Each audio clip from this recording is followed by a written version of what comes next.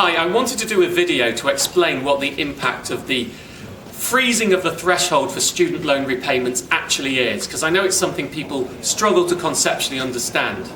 This announcement came buried deep behind the Chancellor's autumn statement. I say buried deep because even though the Chancellor spoke about student finance in the statement, he chose not to mention the fact that millions of students who've started since 2012 and beyond are effectively having the cost of their loan retrospectively hiked. Frankly, I think that was an element of cowardice. It's also worth noting that the government put out a consultation on doing this. 95% of the responses says, do not freeze it.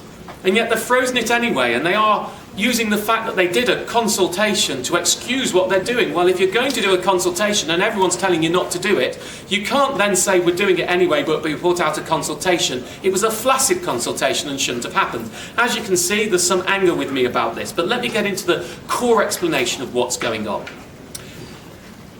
When they changed the system in 2012, they said from 2017 the student loan repayment threshold, that £21,000 level, would start to increase with average earnings. Now, as you probably know, when you leave university or you graduate, you repay 9% of everything you earn above £21,000. So, let's imagine that you earn £22,000. On the current threshold, 9% of everything above £21,000 is 9% of 1,000, you would pay £90 a year. Now, let's imagine that they hadn't frozen it, and from next year that threshold went up, for ease of numbers, to £22,000. Now if you earn £22,000, 9% of every, well, it's nothing. So you would have repaid nothing, but now you're going to repay £90 a year. And in fact, within those 5 years, with the way that average earnings are increasing, you would probably expect people to be £200, possibly £300 a year worse off at the high end. So this really does have an impact, and it's worse than that. Because it's worth understanding that this is actually a regressive change, a change that hits lower and middle earners far worse and actually helps people on very high incomes after they graduate. Why is that? Well,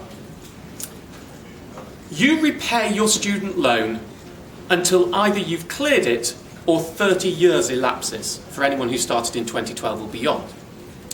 So, many lower and middle earners after university won't repay the loan in full before the 30 years, when it would wipe.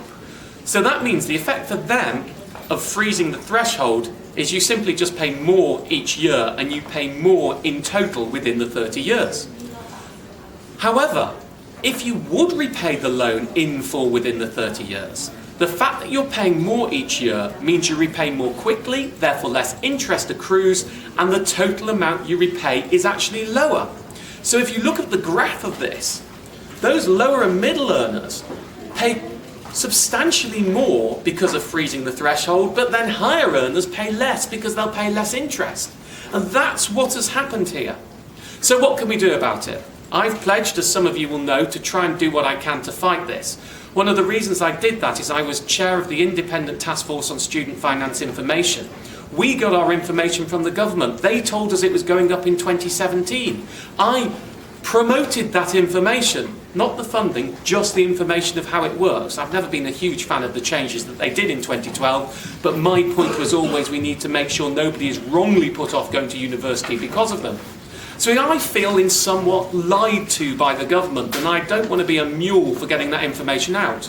And my biggest problem with this change is the fact it's retrospective. Had they done it for people starting in 2016, they would know the situation they were in. They could make a decision whether to go to university.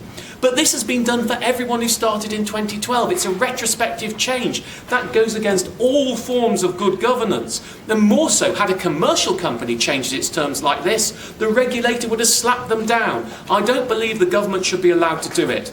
Well, we put in a consultation beforehand and we asked people to write to their MPs, and many of you did so, but this has still happened. I'll be honest, I'm trying to work out what we do next. Yes, we can organise protest on the streets, and I might be talking to the National Union of Students about doing that, but I'm not sure the government will take notice. I am looking into whether this can be judicial reviewed. Can we challenge the government's decision? I don't know yet, I'm investigating, and I intend to look at that in more detail to see if it's possible, and maybe there is a legal solution. But in some ways, if you're a student who started in 2012 or beyond, you should feel somewhat betrayed by this change. This isn't about changing the system going forward. That would be fine. It's about the retrospective change. And worse,